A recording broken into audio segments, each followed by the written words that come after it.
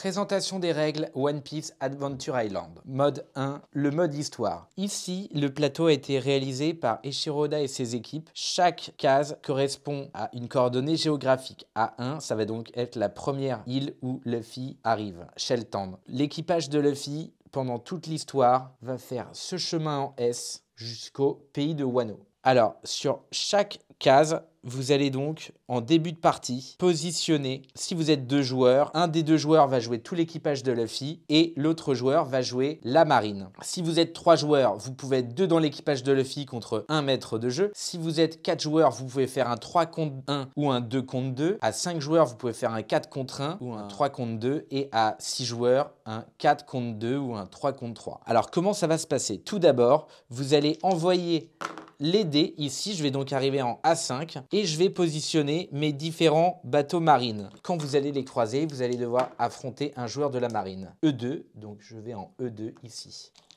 D4 ici. B2 ici. Donc le maître du jeu va placer les navires marines et va placer de manière aléatoire les différents jetons sur les îles de son choix. Donc il y a 2 supernovas, 3 marines, 2 corsaires et 2 boulets de canon. Vous allez donc démarrer la partie avec, pour le camp de Luffy, 2 cartes log pose que vous allez piocher. Vous allez en choisir une pour positionner tout d'abord le Going Merry. Ici, j'ai le choix entre Arlong Park et Royaume d'Alabasta. Je vais commencer la partie avec 5 cartes mission pour l'équipage de Luffy.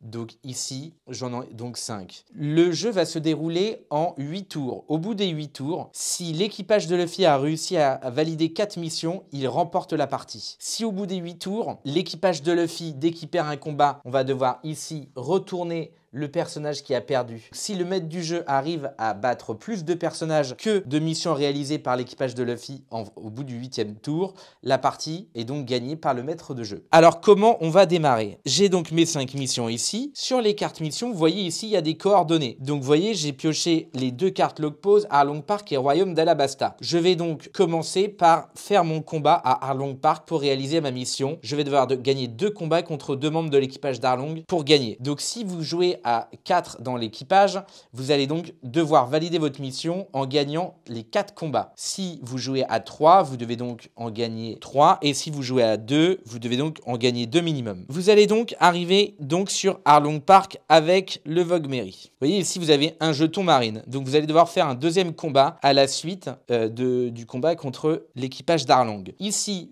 au préalable, vous avez justement positionné chacune des cartes A, B, C, D, E et F sur le côté. Comme ça sera plus simple lors de la partie. Ici, voilà, j'ai donc les 4 personnages d'Arlong Park. Le premier combattant qui va arriver va être effectivement Kurobi. Kurobi, donc, il a effectivement plusieurs capacités et moi, je vais donc envoyer Zoro pour faire le combat. Alors, je commence la partie avec une carte attaque, défense et faiblesse qui vont m'aider à gagner plus facilement les combats.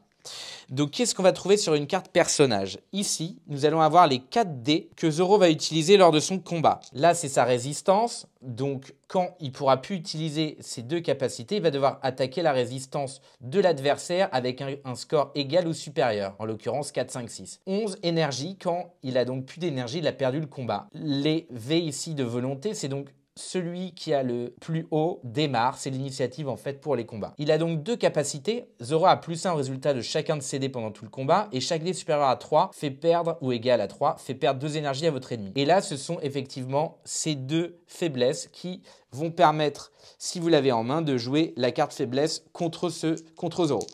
Alors, Kurobi va démarrer avec une carte attaque. Ici, c'est donc une carte qui va lui servir à rien en l'occurrence, donc ça ne sert pas.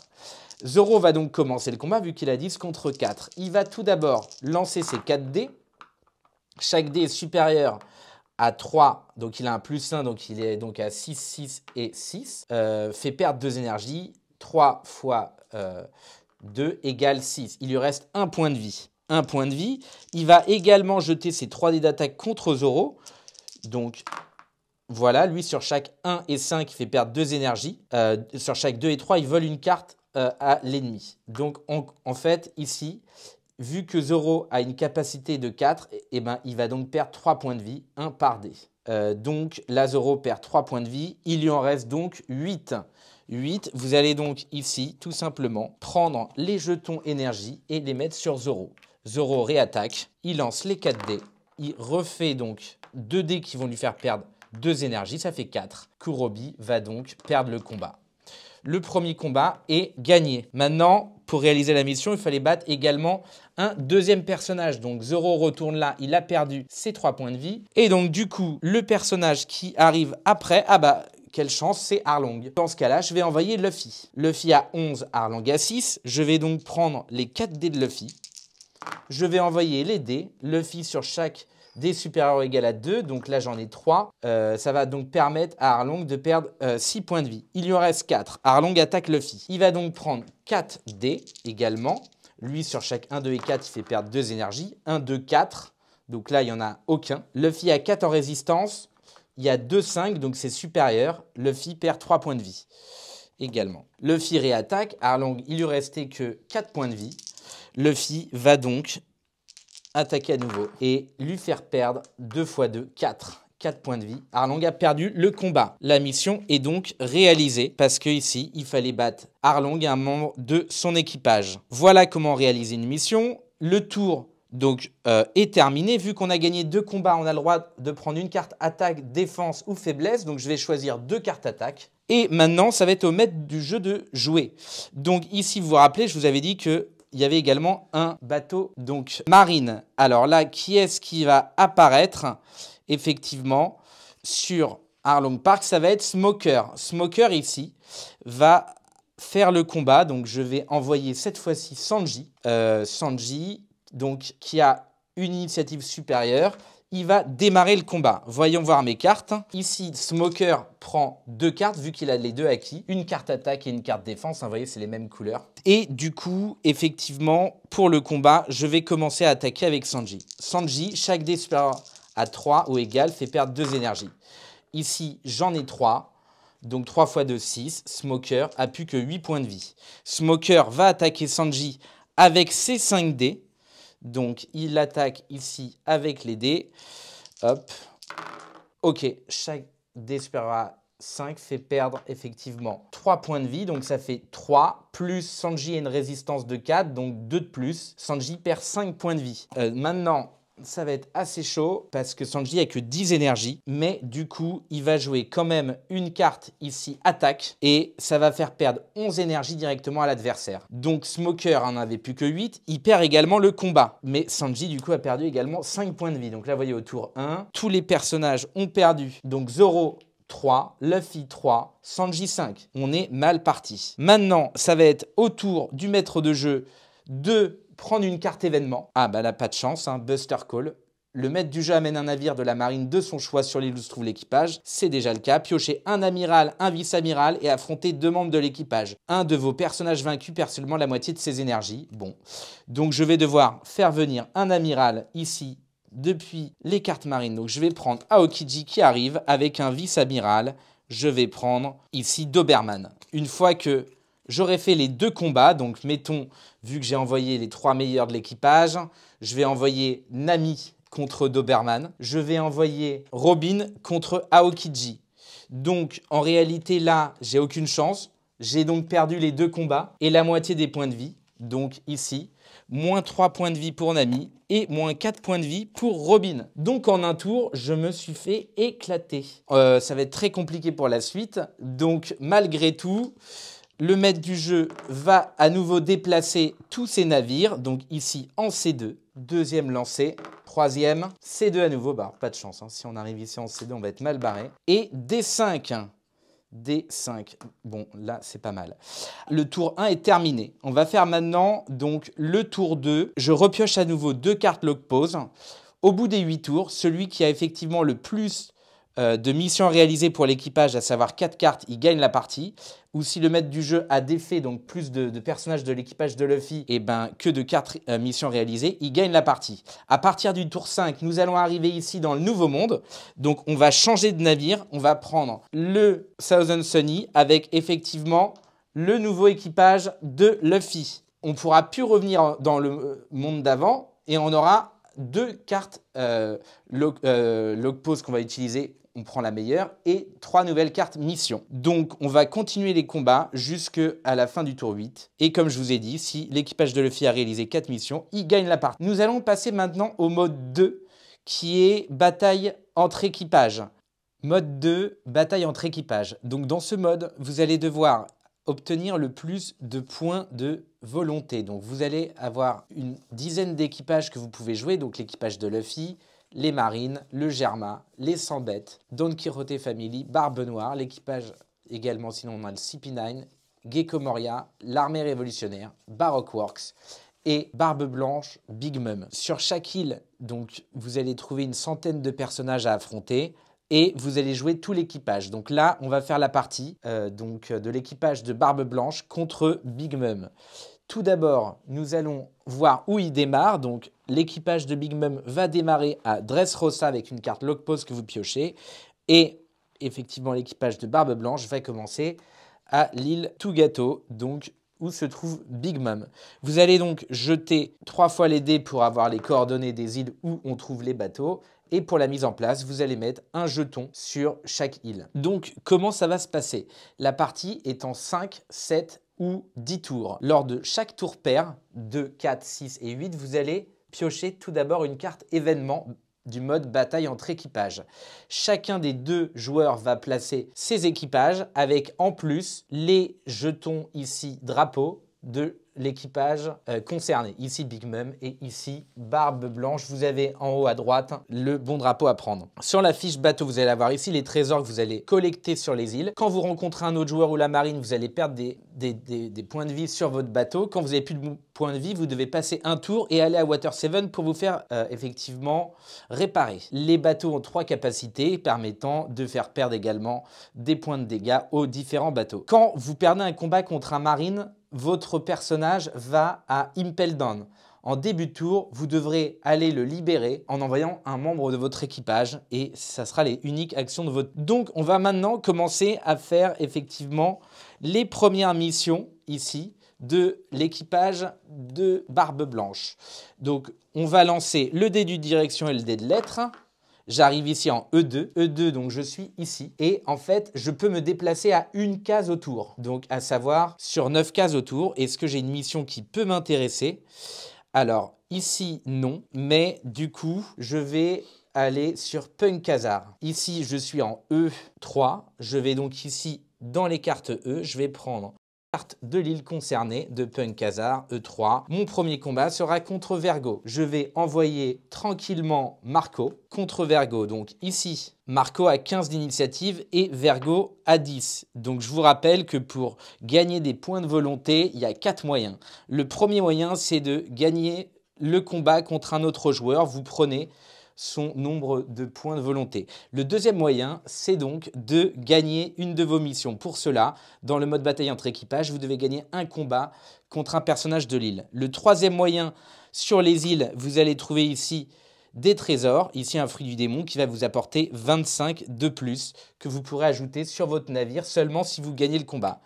Et enfin, quand vous avez gagné le combat de votre île, vous pouvez en fin de tour, posez votre drapeau avec un membre d'équipage et en début de chaque tour, vous allez gagner, lors de votre tour à vous, 10 points supplémentaires par île que vous contrôlez. Si vous avez 4 îles, en début de tour, vous avez donc 40 points à chaque. Donc, on va commencer le premier combat.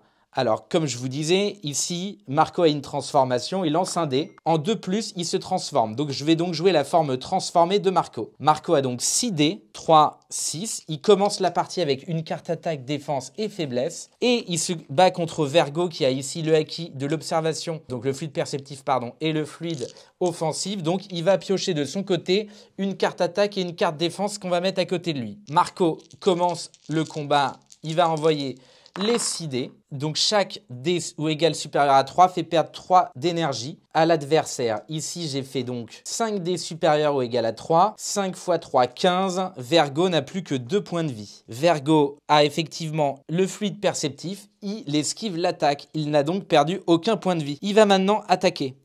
Donc en combat, vous pouvez seulement jouer une carte faiblesse avant que le combat démarre pour effectivement atteindre les faiblesses en bas de chaque personnage. Vergo attaque également avec 5 dés. Il envoie, lui, chaque dé supérieur ou égal à 5. Donc il a 4 dés. Donc Marco est censé perdre 4 x 3, 12. 12, mais en réalité, Marco esquive 2 attaques, 2 dés d'attaque. Donc il ne perd que 6 points de vie. 3 x 2, 6. Il lui reste donc 12 points de vie. Il réattaque avec les dés. Hop. Et là, il a fait exactement 5 dés supérieurs. Donc Vergo perd 15 PV. 15 énergie, pardon. Il lui en reste plus que 2. Il réattaque à nouveau Marco. Il n'a pas des bons scores. Marco perd aucun point de vie. Et enfin, Marco réattaque et remporte le combat. Vergo a donc ici 10 points donc qu'il va donner à l'équipage. Maintenant que Marco a gagné le combat, hop, il retourne à sa place. On lui met bien sûr les 6 points de vie qu'il a perdus sur son personnage. Quand il n'en aura plus, il sera retourné pendant 2 tours dans ce mode de jeu. On va retourner le trésor de l'île. C'est un des 7 corsaires. Bon, donc il y a un corsaire qui arrive. On va envoyer Jimbe. Jimbe qui arrive. Et moi, je vais envoyer Barbe Blanche.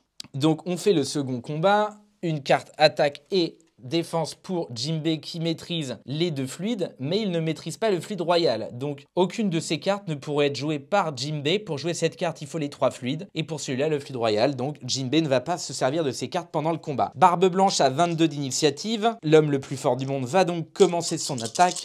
Il envoie ses dés, 7 x 3, 21. Jimbe n'a que 16 points de vie. Il perd immédiatement le combat. En même temps, il ne pouvait pas faire grand-chose contre l'homme le plus puissant de One Piece. Le tour de Barbe Blanche est terminé. Il n'a pas pu réaliser ici de mission et il aura gagné 23 points lors de son tour. Maintenant, Big Mom va également se déplacer. Elle envoie les 2 dés, C1. Elle arrive ici. C1, est-ce qu'elle a des missions intéressantes dans le coin? Elle a effectivement une mission à Impel Down, donc on va tirer directement un marine sur les îles d'Impel Down, de Marineford et d'Ennis Lobby. Il faut affronter 2 marines. On va commencer par un ennemi que tout le monde connaît. Je parle bien entendu ici de Magellan qui arrive, le boss de l'île. Ici, les cartes c'est en C1. Le premier combat aura donc lieu contre Magellan. D'ailleurs, pour réaliser la mission, il va falloir gagner 2 combats. Et ensuite, on va faire le combat contre Hannibal. Alors, je vais tout d'abord commencer à envoyer donc Big Mom contre Magellan. Ça va être un gros combat, normalement, même si Magellan est très très fort. Donc, on va tenter la transformation de Big Mom. 1, elle ne se transforme pas. Magellan,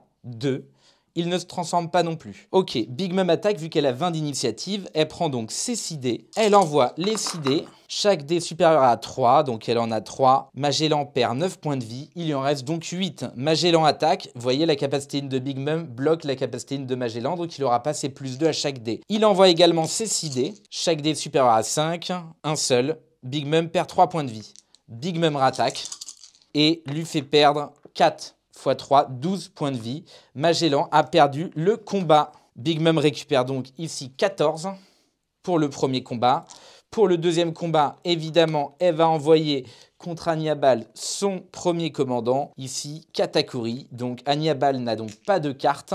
Hannibal pioche une seule carte attaque. Donc Katakuri, donc qui avait déjà ses 3 cartes de base, vu que Big Mom a gagné le combat, il peut en piocher une en plus. On va pas perdre trop de temps. Ici, Katakuri se transforme sur un 3+. Il va donc prendre cette carte-là. Il a donc 7 dés d'attaque. Sur chaque 1, 2, 3 et 4, votre ennemi perd 4 énergies et la capacité d'Hannibal est annulée.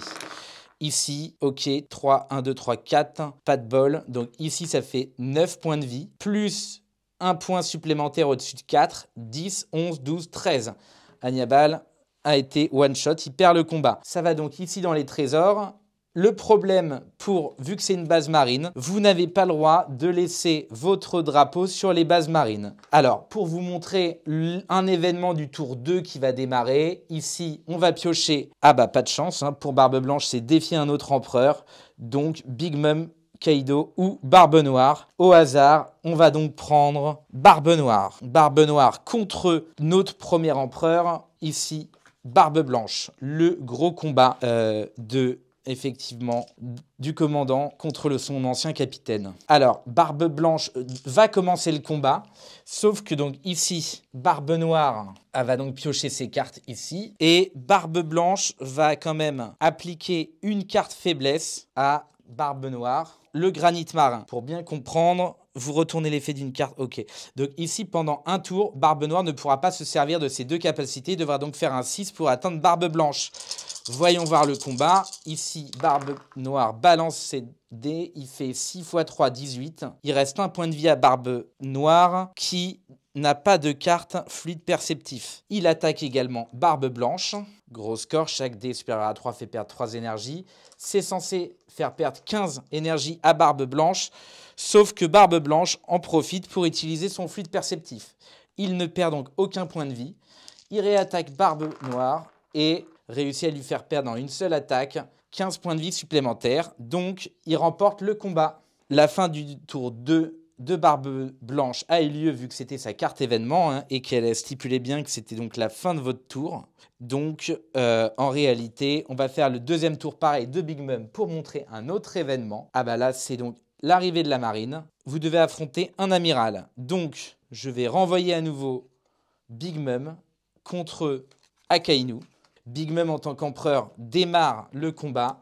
Elle va donc ici reprendre sa transformation. Non, toujours pas. Elle prend ses 6 dés d'attaque. Akainu donc prend une carte attaque et défense vu qu'elle a le fluide offensif et perceptif. 2 cartes très très moyennes. Big Mom attaque. 3, pas de chance. Donc Akainu ici va perdre seulement 9 points de vie. Il lui en reste 10. Akainu attaque. Il va donc prendre 6 dés. De plus, il fait donc perdre 15 points de vie à Big Mom. Big Mom a plus que, ici, 4 points de vie. Big Mom refait une attaque en espérant gagner. Sinon, c'est elle qui va perdre le combat. Et elle arrive à vaincre Akainu qui n'a donc pas de fluide perceptif dans ses 2 cartes piochées. Le tour de Big Mom est terminé. On vient de finir les 2 premiers tours. Et vous voyez que d'un côté, l'équipage de Big Mom a collecté 57 points en 2 tours. Alors que l'équipage ici de Barbe Blanche a remporté 41. Donc c'est en 2 tours. Bon, la victoire est actuellement du côté de Big Mom. Pour terminer, je vais vous présenter le mode secret caché dans le jeu, Adventure Island. Il s'agit évidemment du mode Rio Poneglyph, où le premier joueur qui arrive à obtenir les 4 jetons boulets de canon, qui sont donc les Rio Poneglyph, remporte la partie. Pour cela, vous allez devoir aller trouver les trésors sur les îles ou aller voler effectivement les trésors, donc les Rio Poneglyph, aux joueurs qui les possèdent. En l'occurrence, quand 2 joueurs sont sur la même case, ils peuvent faire un Davy Bag Fight. Un Davy Bag Fight, vous envoyez vos capitaines, le gagnant du combat vole un membre d'équipage au perdant. Bien sûr, le capitaine adverse ne perd que la moitié de ses énergies. Et ou sinon, on fait un simple combat entre commandants où le gagnant va voler effectivement un jeton trésor au perdant. Donc, je vous rappelle que dès que vous gagnez un combat, vous piochez au choix une carte attaque, défense ou faiblesse. Vous piochez des cartes lors des tours pairs, 2, 4, 6 et 8. Et là, il n'y a plus de mission dans le deuxième mode de jeu qui est effectivement le premier dans le troisième mode secret qui est le mode Rio Poneglyph. Le premier qui remporte les 4 Rio gagne la partie. Quand vous arrivez sur une île, par contre, vous avez 3 combats à faire au lieu de 1 pour le mode bataille entre équipages ou de 2 pour le mode histoire.